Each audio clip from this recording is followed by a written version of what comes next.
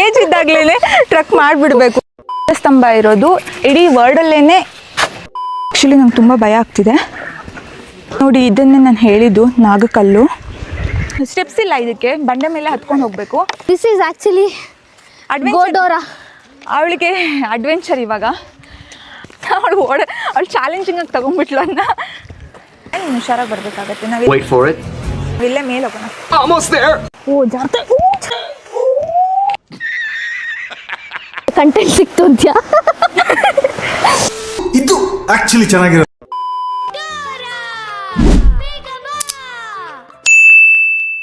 Starting ಪಾಯಿಂಟಲ್ಲೇ ನಾವು ಹೋಗ್ತಿರ್ಬೇಕಾದ್ರೆ ಒಂದೆಷ್ಟು ಚೆನ್ನಾಗಿರೋ temple ಇದೆ ನೋಡಿ. ಇದೇನು ಟೆಂಪಲ್ ಅಂತ ಗೊತ್ತಿಲ್ಲ, ತುಂಬ ಚೆನ್ನಾಗಿದೆ. ನಾವು ಬಂದ್ಬಿಟ್ಟಿದ್ದೀವಿ. ಇನ್ನೇನು 5 ಮಿನಿಟ್ಸಲ್ಲಿ ಕವಲೇದುರ್ಗ ರೀಚ್ ಆಗ್ತೀವಿ. ಇದು ಎಂಟ್ರೆನ್ಸ್. ಇಲ್ಲಿಂದನೇ ನಾವು ಕ್ರಾಸ್ ಮಾಡ್ಕೊಂಡು ಹೋಗಬೇಕು. ಕವಲೇದುರ್ಗ ಇನ್ನು 4 ಕಿಲೋಮೀಟರ್ ಇದೆ.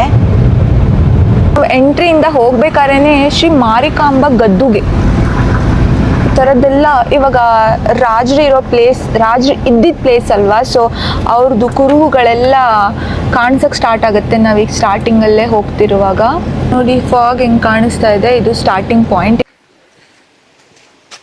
ನಾವು ಎಂಟ್ರಿ ಏನದು ಸ್ಟಾರ್ಟಿಂಗ್ ಪಾಯಿಂಟ್ ಬಂದಮೇಲೆ 50 ರೂಪೀಸ್ ಪೇ ಮಾಡಬೇಕು. ವೆಹಿಕಲ್ ಏನಾದ್ರು ತಂದಿದ್ರೆ ಅಷ್ಟೇ, ಗಾಡಿ ಚಾರ್ಜ್ ಬಿಟ್ಟರೆ ಮತ್ತೇನೂ ಇಲ್ಲ. ಬರ್ತಿದ್ದಂಗೆ ನೋಡಿ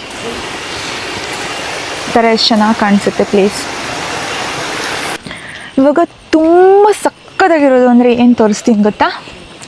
ಇಲ್ಲಿಂದ ಹೋಗಬೇಕಾದ್ರೆ ಫಸ್ಟ್ ನಾವು ಗದ್ದೆ ದಾಟ್ಬಿಟ್ಟು ಹೋಗಬೇಕು.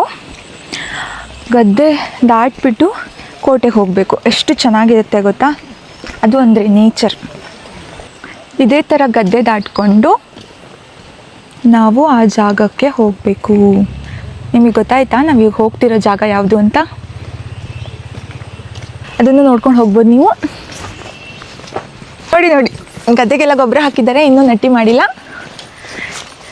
ಇದನ್ನೆಲ್ಲ ನೋಡ್ಕೊಂಡು ಹೋಗ್ಬೋದು ನೀವು ಇಲ್ಲಿ ಬಂದರೆ. ನೋಡ್ತಿದ್ದೀರಲ್ಲ ಎಷ್ಟು ಜನ ಬರ್ತಾ ಇದ್ದಾರೆ ನಮ್ಮ ಹಿಂಗಡೆ. ಇಷ್ಟೊಂದು ಜನ ಬರ್ತಾ ಇದ್ದಾರೆ ನೋಡಿ. ಆ್ಯಕ್ಚುಲಿ ಇಲ್ಲಿ 4 ಗಂಟೆ ಕ್ಲೋಸ್ ಆಗುತ್ತೆ, ಅದಕ್ಕೆ ಬೇಗ ಬೇಗ ಹೋಗ್ಬಿಡ್ಬೇಕು ನಾವು. ಸೊ ಇವತ್ತು ನಮ್ಮ ಜೊತೆಗೆ ಒಬ್ಬರು ಜಾಯ್ನ್ ಆಗಿದ್ದಾರೆ ಹೊಸದಾಗಿ. ಅವ್ರು ಯಾರು ಅಂದರೆ ಇಲ್ಲೇ ಇದ್ದಾರೆ ನೋಡಿ. ಒನ್ ಆ್ಯಂಡ್ ಓನ್ಲಿ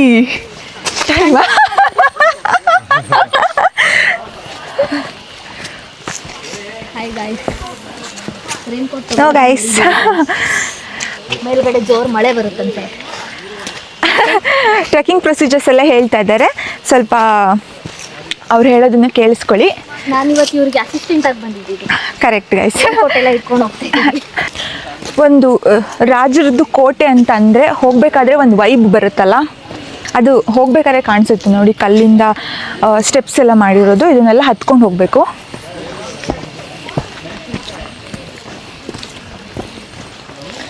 ಸ್ಪೀಡಾಗಿ ಹೋಗಿಲ್ಲ ಅಂದರೆ ಸುಸ್ತಾಗುತ್ತೆ. ಹೌದಾ? ಓಡಿ ಹೋಗಬೇಕು. ಹೌದಾ? ಅವಾಗ ಬೇಗ ಹೋಗ್ತೀವಿ. ಹೌದಾ? ಹೇಗೆ ಅನಿಸ್ತಿದೆ ನಿಮಗೆ ಇವತ್ತು ನನ್ನ ಜೊತೆ ಟ್ರೆಕ್ಕಿಂಗ್ ಬಂದಿರೋದು? ಖುಷಿ ಆಗ್ತಿದೆಯಾ? ನಾನು ತುಂಬ ತುಂಬ ತುಂಬ ಟೈಮ್ ಆದಮೇಲೆ ಟ್ರೆಕ್ಕಿಂಗ್ ಮಾಡ್ತಾ ಇದ್ದೀನಿ. ಇವಾಗಲೇ ಸುಸ್ತಾಯ್ತು ಅನಿಸ್ತಿದೆ. ಹೌದಾ? ನೀವು ಮಲೆನಾಡು ಹುಡುಗಿ ಅಲ್ವಾ, ಹಾಗೆಲ್ಲ ಹೇಳೋಂಗಿಲ್ಲ. ತೀರ್ಥಹಳ್ಳಿ ನಮ್ಮೂರು.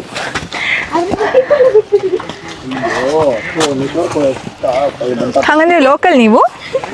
ನಾವು ಲೋಕಲ್. ಇದು ನೀವು ಹಾಕೊಂಡು ಎಲ್ಲಿಂದ ಎತ್ಕೊಂಡ್ ಬಂದಿರೋದು? ಇದು ಯಾವುದೋ ಚಿಕ್ಕ ಪಾಪುದಿದ್ದಂಗೆ. ನೋಡಿದ ತಕ್ಷಣ ನನಗೆ ಗೊತ್ತಾಯ್ತು ಇದು ನಿಮ್ಮ ಅಕ್ಕನ ಮಗಂದೆ ಅಂತ. ನೀನು ಒಂದು ಕೆಲಸ ಮಾಡು, ನಿಮ್ಮ ಹಾಂ you are looking cute. Thank you.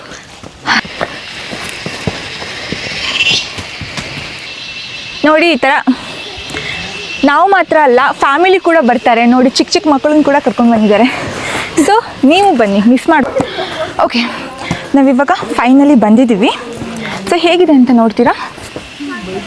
ನೋಡಿ, ನಾವು ಎಂಟ್ರೆನ್ಸಿಗೆ ಬಂದುಬಿಟ್ಟಿದ್ದೀವಿ. ಇದು ಕೋಟೆ ನಮ್ಮದು. ನಿಮ್ದು ಯಾವ ಕೋಟೆ ಅಂತ ನಿಮ್ಗೆ ಆಲ್ರೆಡಿ ಗೊತ್ತಾಗಿರುತ್ತೆ. ಇವಾಗ ಇಲ್ಲಿ 3 ಸುತ್ತಿದೆ. ಇದು ಫಸ್ಟ್ ಸ್ಟೇಜ್. ಇಲ್ಲಿಂದ ಕ್ರಾಸ್ ಮಾಡ್ತಾ ಮಾಡ್ತಾ ನೆಕ್ಸ್ಟ್ ಇನ್ನು 3 ಗೇಟ್ ಸಿಗುತ್ತೆ. ಸೊ ನೋಡೋಣ ಹೇಗಿದೆ ಅಂತ. ನೋಡಿ ಇಲ್ಲಿ ಆಮೆ ಕೆತ್ತನೆ ಮಾಡಿದ್ದಾರೆ. First gate. ಇದು ಫಸ್ಟ್ ಗೇಟ್. ಆ್ಯಕ್ಚುಲಿ ಇದು ಫೆಸ್ಟಿವಲ್ ಟೈಮಲ್ಲಿ ಮಾತ್ರ ಓಪನ್ ಮಾಡ್ತಿದ್ರಂತೆ. ನಾರ್ಮಲ್ ಜನ ಹೋಗಬೇಕಂದ್ರೆ ಈ ಗೇಟಿಂದ ಹೋಗಬೇಕಾಗಿತ್ತು. ಇಲ್ಲಿ ಚೆಕ್-ಇನ್ ಎಲ್ಲ ಮುಗಿಸ್ಕೊಂಡು ಆ ಕಡೆಯಿಂದ ಬರಬೇಕು, ಹಾಗಿತ್ತು.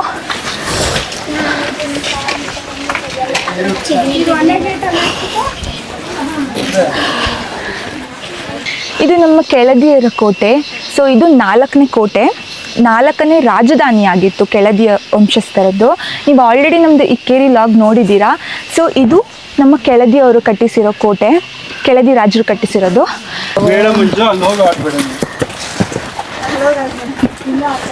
ಮಳೆಗಾಲದಲ್ಲೂ ಬೆವ್ರು ನೀರು ಇಲ್ದಂಗೆ.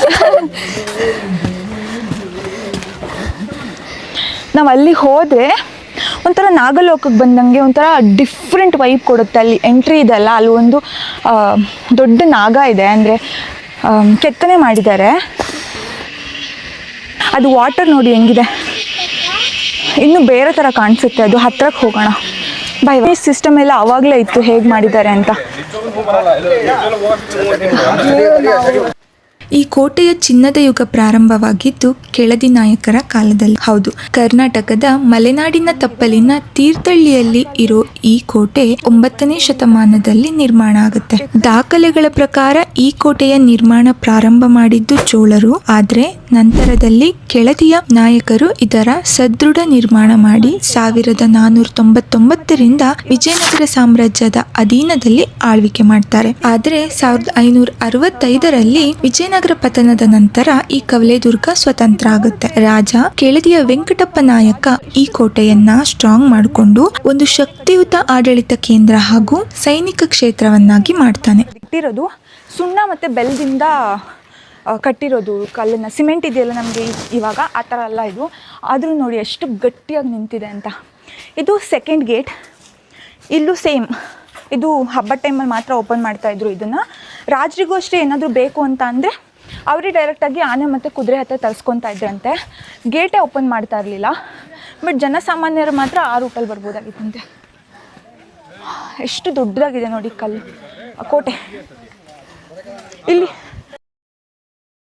ಹಾಗೆ ಈ ಕೋಟೆ ದೇಶದ ಪ್ರಮುಖ ರಾಜತಾಂತ್ರಿಕ ಘಟನೆಗಳಿಗೆ ಸಾಕ್ಷಿಯಾಗಿದೆ. ಮುಖ್ಯವಾಗಿ ಕುತೂಹಲ ಮೂಡಿಸುವಂತ ಘಟನೆಗಳನ್ನ ನಾನು ಹೇಳ್ಬೇಕಂದ್ರೆ 1677ರಲ್ಲಿ ಬಿಜಾಪುರಿನ ಮುತ್ತಿಗೆ ತಪ್ಪಿಸ್ಕೊಳ್ಳೋದಿಕ್ಕೆ ರಾಣಿ ಚೆನ್ನಮ್ಮ ತನ್ನ ಸೇನೆಯನ್ನ ರೆಡಿ ಮಾಡ್ಕೋಬೇಕಾಗತ್ತೆ. ಆಗ ಅವರು ಇಲ್ಲೇ ಆಶ್ರಯ ಪಡಿತಾರೆ. ಇನ್ನೊಂದು ಘಟನೆ ಅಂದ್ರೆ ಮರಾಠ ರಾಜಕುಮಾರ ರಾಜಾರಾಮ್ ಔರಂಗಜೇಬನ ಸೇನೆಯಿಂದ ತಪ್ಪಿಸ್ಕೊಳ್ಳೋದಿಕ್ಕೆ ಇದೇ ಕೋಟೆಯಲ್ಲಿ ಆಶ್ರಯ ಪಡ್ಕೊಳ್ತಾರೆ. ಕಾಲಕ್ರಮೇಣ ಹೈದರ್ ಅಲಿ 1763ರಲ್ಲಿ ಈ ಕೋಟೆಯನ್ನ ವಶಪಡಿಸಿಕೊಳ್ತಾನೆ. అందుకే ಕೆಳದಿ ನಾಯಕರ ಆಡಳಿತ ಕೂಡ ಅಂತ್ಯ ಆಗುತ್ತೆ. ಇದು ಕೋಟೆಯ ಇತಿಹಾಸ.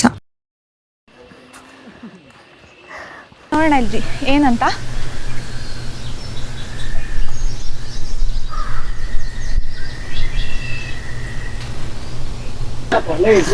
ನೋಡಿ ಹೆಂಗಿದೆ ಅಂತ. ಇದು ನಿಮಗೆ ನೋಡಿದ್ರೆ ಬಾವಿ ಅನಿಸುತ್ತೆ ಅಲ್ವಾ, ಇಲ್ಲಿ ಹೋಲ್ ಇರೋದಕ್ಕೆ. ಬಟ್ ಇದು ವಾಟರ್ ಸ್ಟೋರೇಜ್ ಮಾಡೋಕ್ಕೆ ಮುಂಚೆ ಮಾಡಿಟ್ಟಿರ್ತಿರೋದು ಟ್ಯಾಂಕರ್. ಇದು ಇವಾಗೆಲ್ಲ ಹೇಗೆ ಯೂಸ್ ಮಾಡ್ತೀವಲ್ಲ ಆ ಥರ ಕಲ್ಲಿಂದ ಮಾಡಿಟ್ಟಿರೋದು. ಇವಾಗಲೂ ವಾಟರ್ ಇದೆ ಒಳಗಡೆ.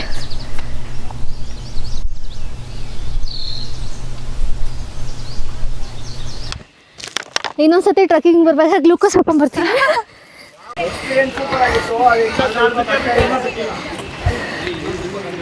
ಇನ್ನೂ ಒಂದು ಟೆಂಪಲ್ ಇದೆ ಲಾಸ್ಟಲ್ಲಿ, ಅಲ್ಲಿ ಹೋಗೋಕೆ ಬಿಟ್ಟಿಲ್ಲ ಅಂತ ಹೇಳ್ತಾ ಇದ್ದಾರೆ.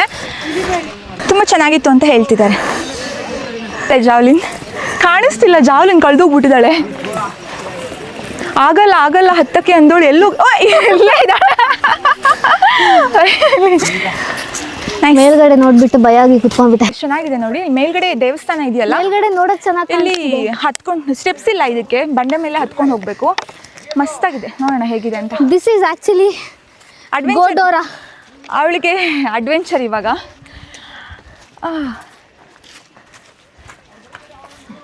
ಅವಳು ಚಾಲೆಂಜಿಂಗ್ ಆಗಿ ತಗೊಂಡ್ಬಿಟ್ಲು ಅದನ್ನ.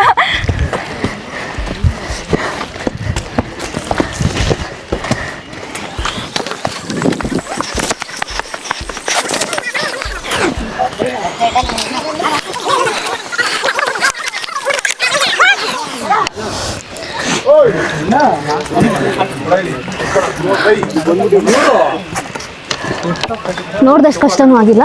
ನಾವು ಫೈನಲಿ ಬಂದಿದ್ದೀವಿ, ಪೀಕಲ್ಲಿದ್ದೀವಿ. ಸೊ ಇದು ಲಕ್ಷ್ಮೀ ನರಸಿಂಹ ಟೆಂಪಲ್.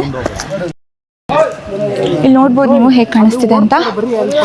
ಇಲ್ಲಿದ್ದೀವಿ. ಇಲ್ಲಿಂದ ಇನ್ನೊಂದು ಟೆಂಪಲ್ ಇದೆ ಲಾಸ್ಟಲ್ಲಿ, ಬಟ್ ಅಲ್ಲಿಗೆ ಇವಾಗ ಬಿಡ್ತಾ ಇಲ್ಲ. ಇಲ್ಲಿ 4 ಗಂಟೆ ಕ್ಲೋಸ್ ಆಗುತ್ತೆ. ಅಷ್ಟರಲ್ಲಿ ನಾವು ಕೆಳಗಡೆ ಹೋಗಬೇಕು. ಹೇಗೆ ಕಾಣಿಸ್ತಿದೆ ನೇಚರ್ ಅಂತ ಕಂಪ್ಲೀಟಾಗಿ. ಇಲ್ಲಿ 3 ಸುತ್ತಿನ ಕೋಟೆ ಇದೆ.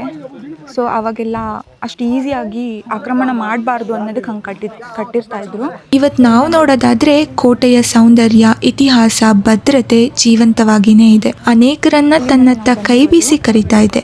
ಬೆಟ್ಟದ ತುದಿಲ್ ನಿಂತ್ಕೊಂಡಾಗ ಕಾಣಿಸೋ ಪಶ್ಚಿಮ ಘಟ್ಟಗಳ ದೃಶ್ಯ, ಮಂಜಿನ ವಾತಾವರಣ, ಹಸಿರು ಕಾಡು ಎಲ್ಲ ಸೇರಿಸಿ ಒಂದು ಅದ್ಭುತ ಅನುಭವ ಕೊಡೋದು. ಎಕ್ಸ್ಪೀರಿಯನ್ಸ್ ಅಂತೂ ಆಸಮ್ ಆಗಿತ್ತು. ಆ್ಯಕ್ಚುಲಿ ಇನ್ನೂ ಒಂದು ಸುತ್ತಿದೆ, ಬಟ್ ಅಲ್ಲಿಗೆ ಬಿಡ್ತಾ ಇಲ್ಲ. ಬಿಕಾಸ್ ಅದು ಆಲ್ರೆಡಿ ಹಾಳಾಗಿದೆಯಂತೆ. ಇವಾಗ ಮಳೆಗಾಲ ಬೇರೆ ಅಲ್ವಾ, ಅದಕ್ಕೆ ಅಲ್ಲಿ ಬಿಡ್ತಾ ಇಲ್ಲ. ಅದು ನಮ್ಮ ಸೇಫ್ಟಿಗೋಸ್ಕರನೇ.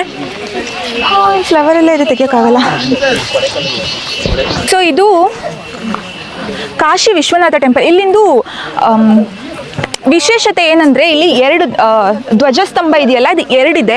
ಇಡೀ ವರ್ಲ್ಡಲ್ಲೇ, ಕರ್ನಾಟಕ ಅಷ್ಟೇ ಅಲ್ಲ, ಇಡೀ ವರ್ಲ್ಡಲ್ಲೇ ಇರೋದು 2ನೇ ದೇವಸ್ಥಾನ ಅಂದರೆ ಇದು. ಒಂದು ಕಾಶಿ ದೇವಸ್ಥಾನ, ಕಾಶಿ ವಿಶ್ವನಾಥ ದೇವಸ್ಥಾನ ಕಾಶಿಯಲ್ಲಿರೋದು, ಮತ್ತು ಇದು ಅಲ್ಲಿಂದನೇ ಶಿವಲಿಂಗ ತಂದು ಇಲ್ಲಿ ಪ್ರತಿಷ್ಠಾಪನೆ ಮಾಡಿರೋದು.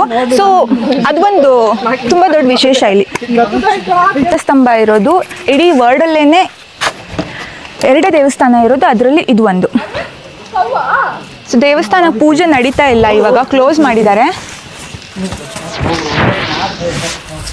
ಇಂದಿಗೂ ಕೂಡ ಇಲ್ಲಿರೋ ಹಳೆ ದೇವಾಲಯದ ಅವಶೇಷಗಳು, ಕಲ್ಲಿನ ಗೋಡೆಗಳು, ಬಾಗಿಲುಗಳು, ನೀರಿನ ಕೊಳವೆಗಳು ಹಿಂದಿನ ವೈಭವದ ಕಥೆಯನ್ನ ಸಾರಿ ಹೇಳ್ತಾ ಇದೆ. ಹಾಗೆ ಇದು ಕೆಳದಿ ಅರಸರ 4ನೇ ಹಾಗೂ ಕೊನೆಯ ರಾಜಧಾನಿಯಾಗಿತ್ತು. ಕೋಟೆಯ ಒಳಭಾಗದಲ್ಲಿ ಕೆಳದಿ ಶೈಲಿಯ ವಾಸ್ತುಶಿಲ್ಪದಲ್ಲಿರೋ ಕಾಶಿ ವಿಶ್ವನಾಥ ದೇವಸ್ಥಾನ ಇಂದಿಗೂ ಅದರ ವಿಶೇಷ ವಾಸ್ತುಶಿಲ್ಪದಿಂದ ಗಮನ ಸೆಳೀತಾ ಇದೆ. ಇದನ್ನ ನೋಡ್ತಾ ಇದ್ರೆ ನಮ್ಮ ನಾಡು ಈ ಹಿಂದೆ ಕಲೆ ವಾಸ್ತುಶಿಲ್ಪದಲ್ಲಿ ಎಷ್ಟು ಮುಂದೆ ಇತ್ತು, ಎಷ್ಟು ಶ್ರೀಮಂತವಾಗಿತ್ತು ಅಂತ ಹೆಮ್ಮೆ ಆಗುತ್ತೆ. ಹಾಗೆ ಇಲ್ಲಿ ಲಕ್ಷ್ಮೀನಾರಾಯಣ ದೇವಸ್ಥಾನ ಕೂಡ ಇದೆ. ಈ ಕೋಟೆಯನ್ನ ಇಂಜಿನಿಯರಿಂಗ್ ಮಾರ್ವೆಲ್ ಅಂತಾನೆ ಹೇಳ್ತಾರೆ.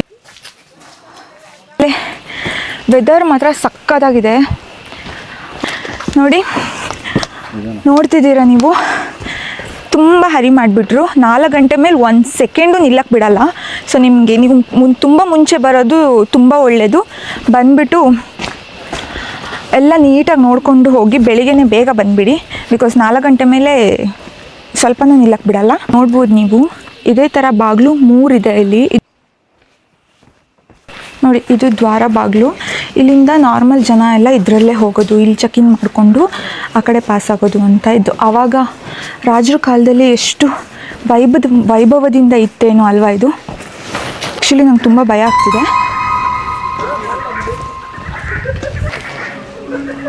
ನೋಡಿ, ಇದನ್ನೇ ನಾನು ಹೇಳಿದ್ದು ನಾಗಕಲ್ಲು. ಎಷ್ಟು ಅಡಿ ಎತ್ತರ, ಮೇ ಬಿ 7 ಅಡಿ ಎತ್ತರ ಇರ್ಬೋದು. ಎಷ್ಟು ದೊಡ್ಡದಾಗಿ ನೋಡಿದ್ರೆ ನಿಜವಾಗ್ಲೂ ನಿಂತಿದೆಯೇನೋ ಅಂತ ಆ ಥರ ಕಾಣಿಸುತ್ತೆ. ಇದನ್ನ ಅವರ ಬೆಲೆ ಬಾಳೋ ವಸ್ತುಗಳನ್ನ ಕಾವಲಿಗಾಗಿ ನಾಗಗಳ ಪ್ರತಿಷ್ಠಾಪನೆ ಮಾಡಿದ್ದಾರೆ ಅಂತ ನನಗೆ ಗೊತ್ತಾಯ್ತು. ಆದ್ರೆ ನಿಮ್ಗೆ ಇದ್ರ ಬಗ್ಗೆ ಹೆಚ್ಚಿನದಾಗಿ ಏನಾದರೂ ಗೊತ್ತಿದ್ರೆ ನನಗೂ ಕಮೆಂಟ್ ಸೆಕ್ಷನ್ ಅಲ್ಲಿ ತಿಳಿಸಿ. ಎಲ್ಲರೂ ನನ್ನನ್ನು ನೋಡ್ಬೇಕಂದ್ರೆ ಹ್ಯಾಪಿ ಗೋಡರ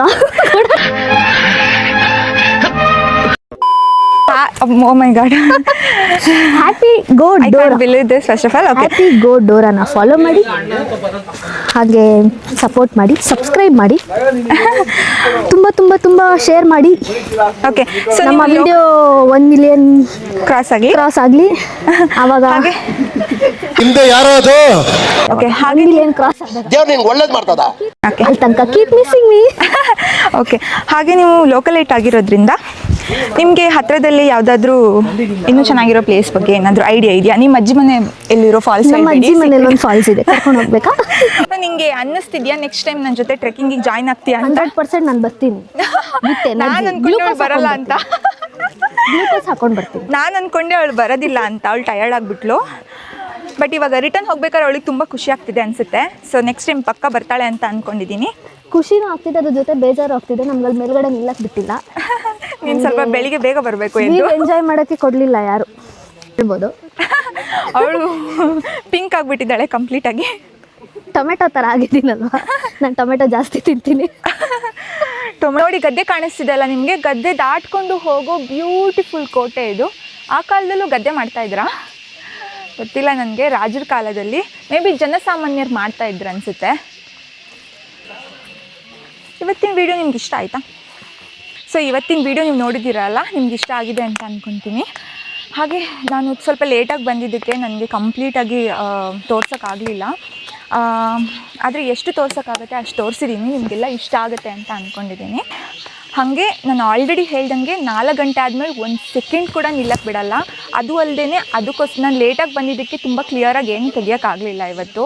ಅದಲ್ಲದೆ ನಿಮಗೆ ಗೊತ್ತಲ್ವ, ಯೂಟ್ಯೂಬರ್ಸ್ ಅಂದರೆ ಸ್ವಲ್ಪ ಡಿಸ್ಟರ್ಬೆನ್ಸ್ ಜಾಸ್ತಿನೇ ಇರುತ್ತೆ, ತುಂಬ ಡಿಸ್ಟರ್ಬೆನ್ಸ್ ಇತ್ತು. ಎಲ್ಲದ್ರ ಮಧ್ಯೆ ನನಗೆ ಎಷ್ಟು ತೆಗಿಯೋಕ್ಕಾಗುತ್ತೆ ನಾನು ಅಷ್ಟು ತೆಗೆದು ತೋರಿಸಿದ್ದೀನಿ. ಮುಂದಿನ ವೀಡಿಯೋಗಳಲ್ಲಿ ಇನ್ನೂ ಚೆನ್ನಾಗಿ ವೀಡಿಯೋಗಳು ಬರುತ್ತೆ. ಸೊ ಅದಕ್ಕೋಸ್ಕರ ನೀವು ನನ್ನ ಚಾನಲ್ನ ನೋಡ್ತಾನೆ ಇರಿ. ನಿಮ್ಮ ಹ್ಯಾಪಿ ಗೌಡೂರ ಯೂಟ್ಯೂಬ್ ಚಾನಲ್ನ ಸಬ್ಸ್ಕ್ರೈಬ್ ಮಾಡಿ, ಹಾಗೆ ಶೇರ್ ಮಾಡೋದನ್ನು ಮರಿಬೇಡಿ. Thank you. ಎಲ್ಲ ಮುಗೀತು. ನಾನು ಆಗಲೇ ಹೇಳಿದ್ನಲ್ಲ, ಇದೇ ಗದ್ದೆ ದಾಟ್ಬಿಟ್ಟು ಹೋಗಬೇಕು. ಸುಂದರವಾದ ಗದ್ದೆನ ದಾಟ್ಕೊಂಡು ನೋಡೋ ಕೋಟೆ ಇದು ಒಂದೇ ಇರೋದು ಅನಿಸುತ್ತೆ. ಎಲ್ಲರೂ ಬನ್ನಿ, ಚೆನ್ನಾಗಿದೆ ಅಂತ ಹೇಳಿ ನನಗೆ ಕಮೆಂಟ್ ಮಾಡಿ.